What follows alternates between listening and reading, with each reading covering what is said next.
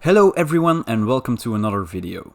Today's episode is going to be all about getting more boost into the little engine of my R53. Get ready for an episode filled with coolant showers, failing superchargers, That seems a bit dry. and some nice skits.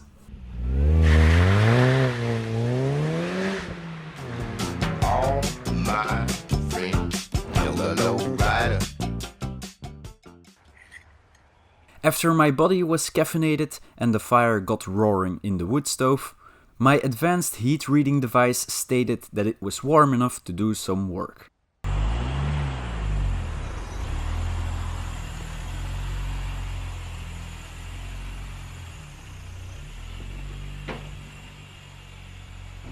We're going to take a quick break to thank today's video sponsor, Carly. Carly is the company that makes these awesome little OBD scanners that are perfect for the home mechanic. First, I put the scanner in the OBD port. Then I fire up the Carly app and select the right vehicle. Then hit connect to the scanner. Then I do a health check that basically scans all the codes that the car is currently throwing. And now the check is done and I should get a list with all the issues that the car currently has. Now, for example, if we go into the engine menu, it states, for example, that the left engine mount was having an issue at this mileage. Also, the coolant fan is having an issue. So this way I know what I need to fix on the car. Having a tool like this at your disposal really is a money and a time saver, so I would highly recommend looking into Carly if you are looking for an OBD scanner. I want to thank Carly for sponsoring this video because it is really through awesome companies like them that I can make better content for you guys. Now let's get back to the video. So what are we doing to this thing today? Well, in the video where I revealed that I bought this car, I explained that there were already some issues with it. The first one being that the power steering pump was acting up, so we replaced that immediately in that episode, which since then has fixed the problem. And then I also explained that the supercharger was making a weird noise.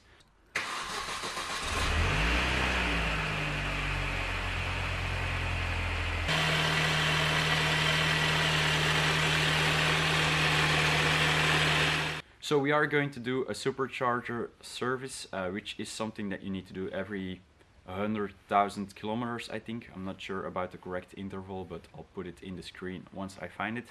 I am not sure that doing a service will completely get rid of the noise, so we will probably dig in a little bit deeper into the charger to diagnose what the issue is. My guess is that there is something wrong with the gears that drive the water pump, because the water pump is on the supercharger as well.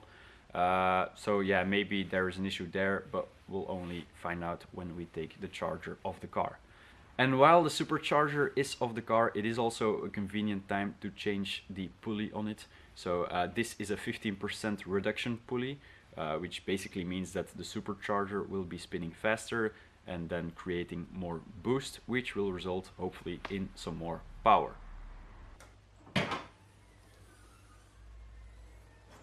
Okay, so the supercharger is located right here and pulling it out will not be easy, but luckily there are some awesome other YouTube creators around, and I have watched a lot of videos made by Mod Mini, and he explains step by step how to pull the supercharger out. And the first thing we need to accomplish is to get the car in front end service mode, which means taking off the front bumper, taking out the AC air condenser, and then also the radiator, which is where we are going to start.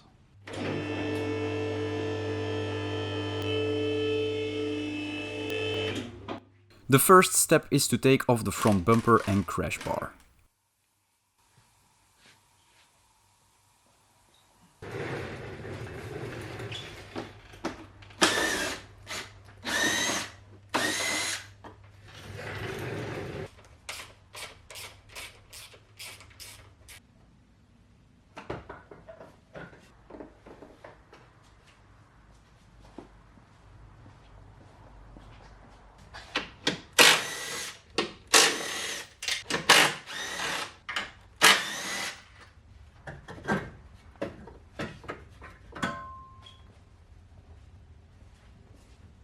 It looks like my AC condenser took a hit from somewhere, so it might be that the car was in a minor accident at some point, but it could also be possible that this damage came from the car bottoming out. After all, their stock ride height is pretty low. Next, I'm taking out the crash tubes.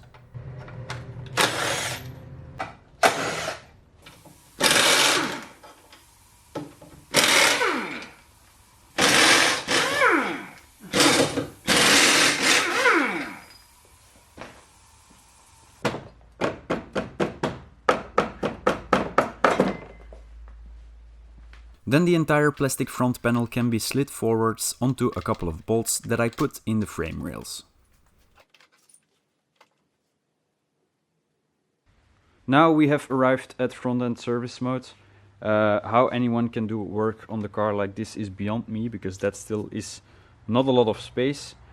But anyway, we are going to need a lot more space than that, so the whole front section of the car needs to come off, which also means taking off the radiator. And to do that, we're going to first drain the coolant.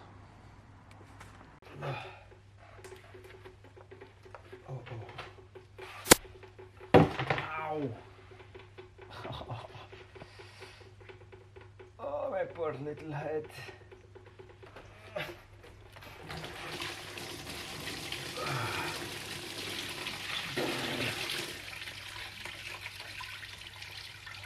Always a pleasure.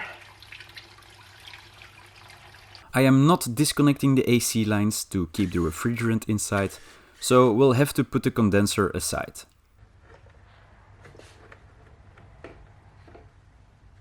Then with all the wires pulled through, the front panel and radiator can come off the car.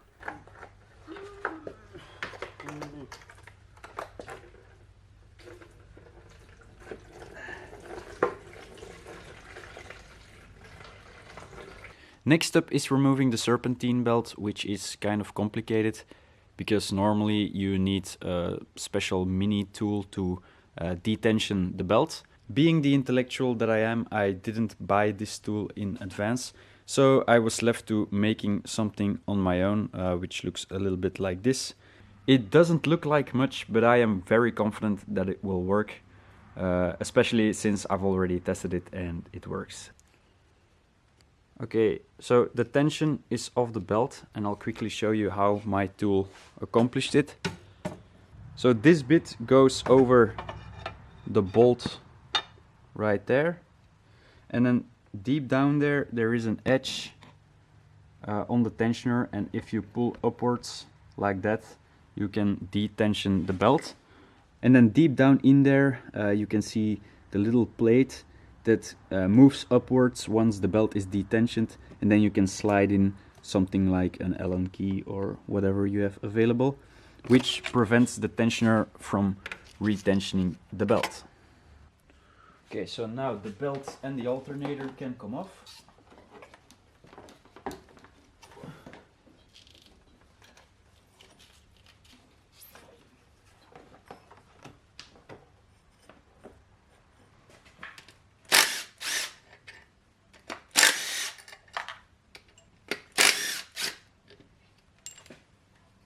And then it is time to start freeing up the charger, starting with the inlet pipe and the breather hose.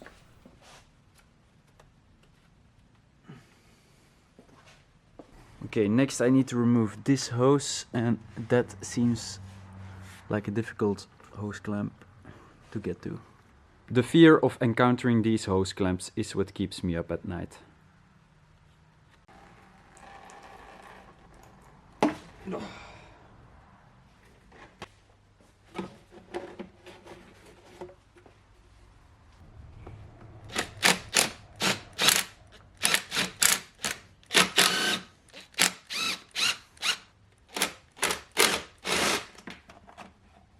Oh, snap.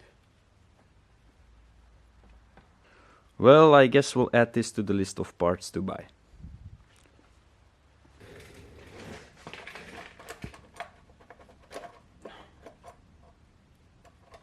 Okay, now the dipstick tube.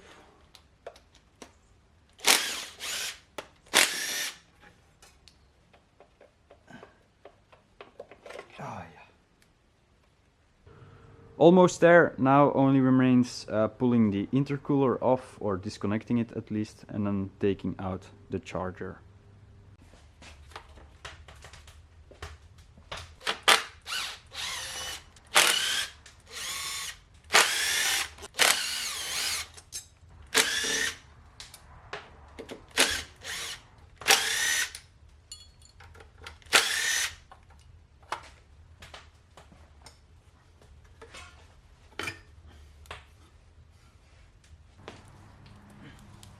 Big boy coming in.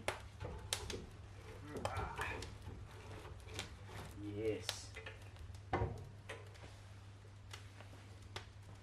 Okay, so now let's try to pull the charger. Stronger equipment necessary.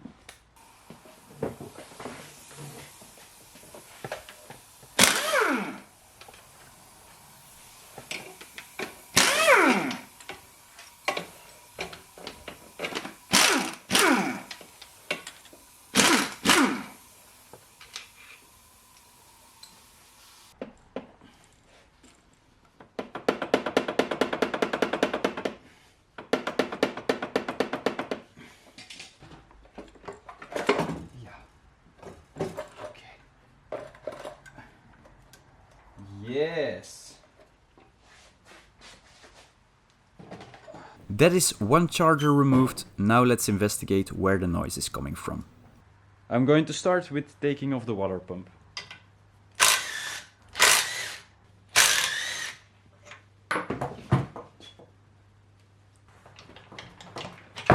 Oh boy, that was a close one. I don't know if this is normal, but there is quite a lot of friction on the pump. Also, there is a little bit of play here. I don't know if that is normal. I'm going to look that up. And also, when turned, there is a weird sound. But then again, that might be normal as well. There are two drains for the oil. One is here and the other one is over here. So yeah, let's see what kind of oil comes out of it, if there is even any oil in it.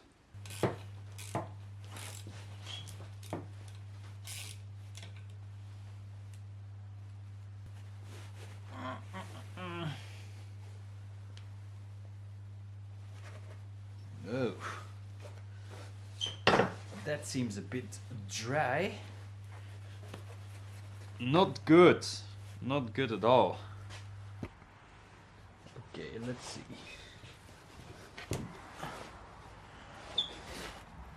Uh-huh. Here we do have oil. Quite a lot, actually. I measured the amount of oil using this syringe, and the oil that was in the front of the charger is exactly what was supposed to be in there. So I guess in the front we don't really have an issue. Now I think I'm going to open up the rear section because I want to know how the gears and everything else on the inside is doing.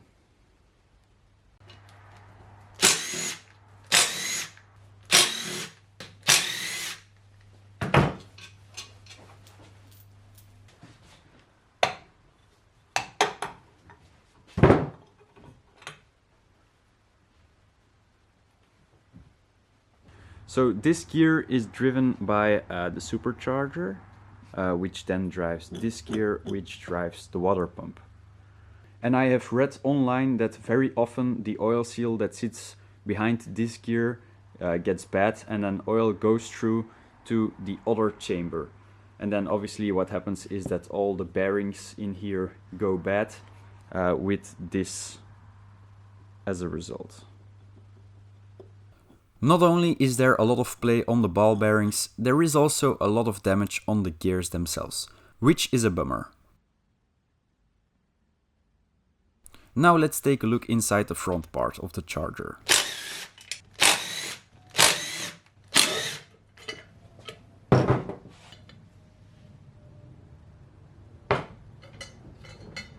This front part seems to be in pretty good shape, although there is some scoring to be found, but I don't think that is anything major to worry about. I don't really know what I want to do with this situation. I know that the bearings and the gears for this PTO, I think it is called, are still available, but I don't know if it is easy to pull them out. I don't really have any specific tools to take them out. So I'm going to have to do some thinking and doing some research into deciding how I'm going to solve this situation. I can either go to a professional shop to get this rebuilt, which will be pretty expensive. I can also see if I can maybe fix it myself, or I can buy a second-hand charger. That is also an option.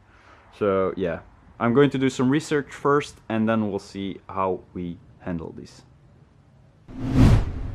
After looking around a little bit, I found out that the parts that I would need to redo this section of the supercharger would be about 200 to 300 euros, and that doesn't include any special tools that I would need to pull these gears. And then I also got a quote from a company that rebuilds superchargers but also turbos and stuff like that, and they told me that it would be around 700 euros just to rebuild this part of it. That is not what I want to spend right now, so I took the easy way out and I bought another one. This is actually one that came off a John Cooper Works car, which sounds fancy, but the only difference is that it has a smaller pulley than stock. So this is already an 11% reduction, but we are going to go even smaller. And then a nice thing about it is that it is one of the later models, which means that the blades inside the supercharger are Teflon coated, which should be a little bit better than the original ones. But obviously the most important part for me was the state that this part was in, and the seller was actually nice enough to take this part off, and I'll quickly take this plate off as well so that you guys can see how this should look like.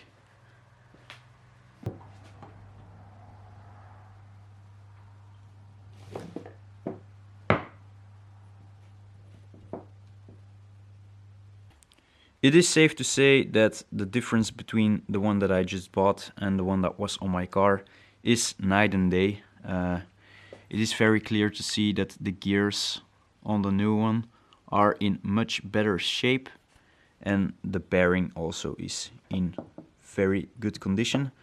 And now I'll also pop this off so that you guys can take a look inside. So the blades on the late model superchargers are much darker than the ones on the early model ones, and that is obviously due to the Teflon coating that is on there.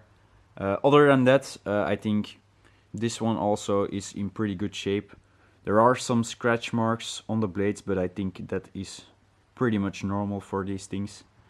So yeah, I think we can go ahead and start making this ready to go back into the car. And the first thing that I want to do is to try and get this pulley off. And there is a slight issue with that, because you can clearly see that the John Cooper Works one is a bit smaller than the original one. And most of the tools that are made to take these pulleys off are made for the dimensions of the original one, the 0% reduction, and not for the 11% reduction. So I have no tool to take this one off. So what I'm going to try to do is using a traditional universal pulley puller to take it off. And if that doesn't work, I'll simply grind it off with the angle grinder. But I do want to try and save this pulley because I might be able to sell it afterwards. But we'll see. First I need to take off this plastic cap.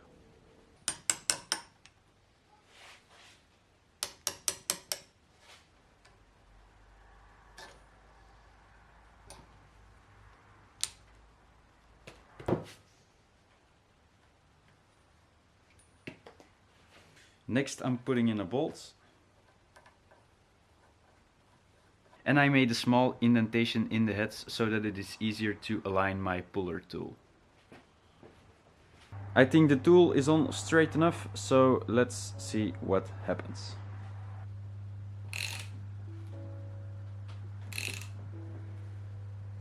Okay, so the pulley bent, which means that this is trash now, so I think I'm just going to grind it off.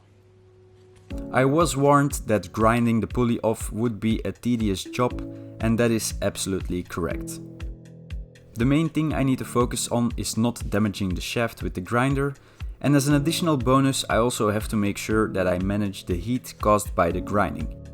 If the shaft gets too hot, it might melt its oil seal ring, and that will be all kinds of bad news. Therefore I grind the pulley in very small sections and keep a spray bottle handy to cool down everything.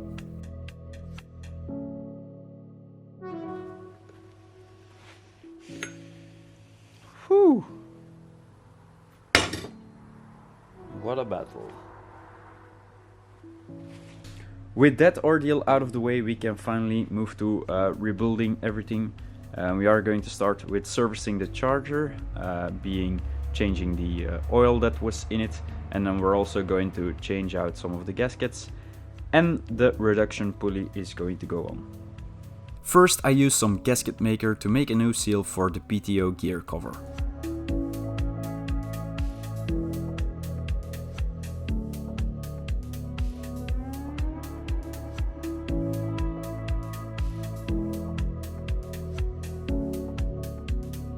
Then the supercharger horn also gets installed with a new gasket.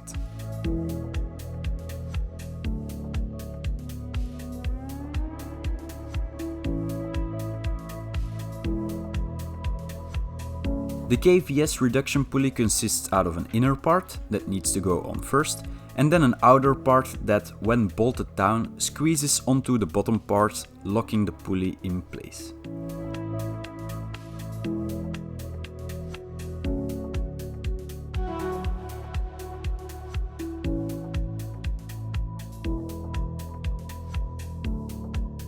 And using the old belt makes it easier to tighten the bolts. Okay, so now we're going to go ahead and put in the oil in the supercharger that came with the kit that I bought. I bought mine on this website, so if you're looking for one yourself, you can go take a look at it. I really like it. I'm not sponsored by them, I just think that there are a lot of nifty things in there that they shouldn't have put in there. For example, this blue O-ring is for the crankshaft position sensor. Now that the supercharger is off the car, it is a good time to replace it, and it is really nice that this is included in the kit. There are also some other cool things in there, like some new hose clamps and stuff like that. So yeah, I really recommend taking a look at that kit. But now we're going to go ahead and put in the oil. I think the front takes 145 milliliters and the rear 40, I think. I'm not completely sure, but I will put the correct figures on the screen. The kit came with a syringe, so putting in the correct amount of oil is really easy.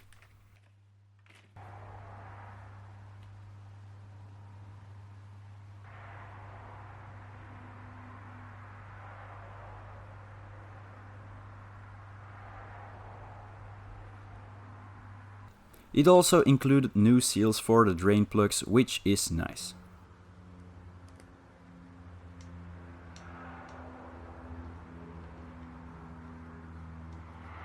The supercharger is pretty much ready to go back onto the car, but I forgot to order a new water pump.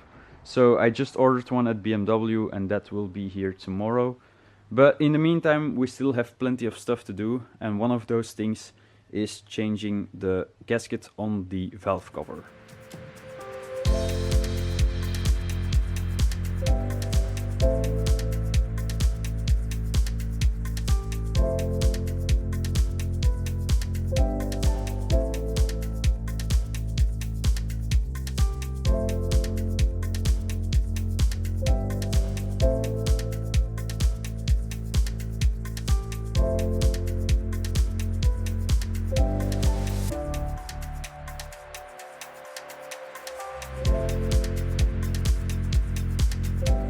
While I was working in that area, I also switched in some colder spark plugs.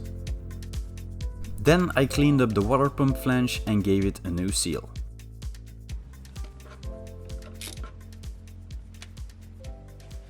And lastly, the crank position sensor got a new seal as well, because those are prone to leak. The water pump finally arrived, so that got slapped onto the supercharger.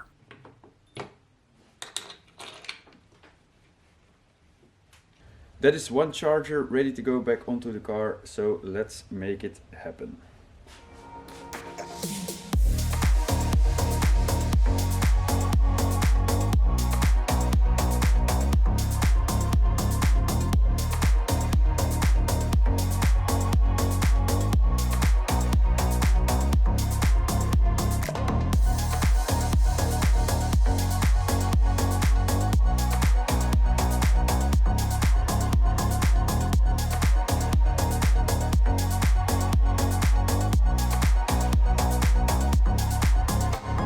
That is job done, but now let's see if we eliminated the noise we had.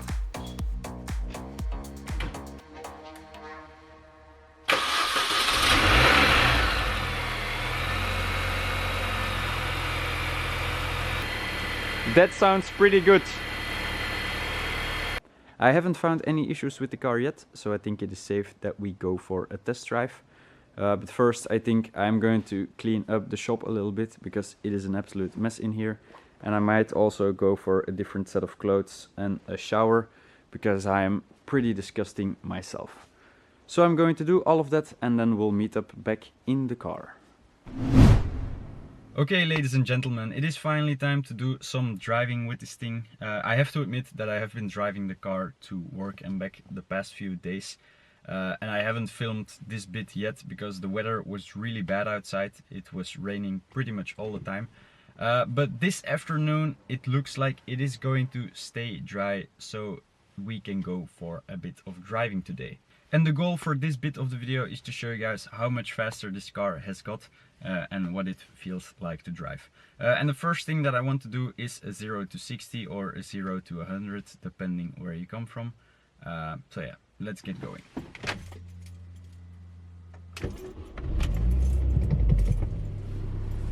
Oh yeah, and one more thing, I have been enjoying the car this much that now the light for the brake pads went on. That is for the brake pads in the rear, just so you know.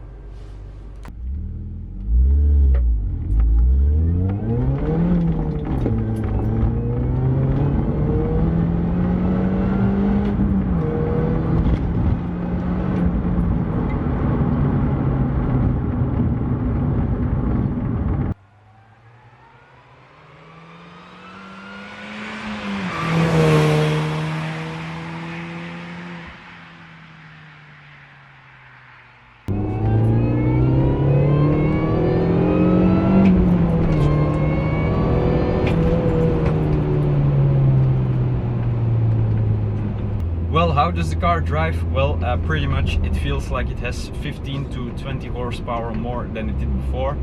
I feel more torque over the entire rev range, and I actually feel like this is the amount of power that the car was supposed to have. Probably they kept it a little bit safer by doing a larger pulley, but this is actually a nice amount of power for the chassis. Other than that, what really stands out is how much faster you hear the supercharger now. 0 to 100 wise, I think the car is definitely under 7 seconds, which for being such a small shopping cart is not bad at all. I was actually planning on taking the car to the Nordschleife this weekend to end this video, but sadly I just missed the last tourist drive weekend. So we'll have to wait until next year. I think that is all I wanted to talk about during this video. So if you guys enjoyed it, definitely give this video a like, as it really helps me out, and consider subscribing if you want to see more. Thank you guys for watching, and until next time. I hope you guys enjoyed this footage because I think I just stepped in a giant bear shit.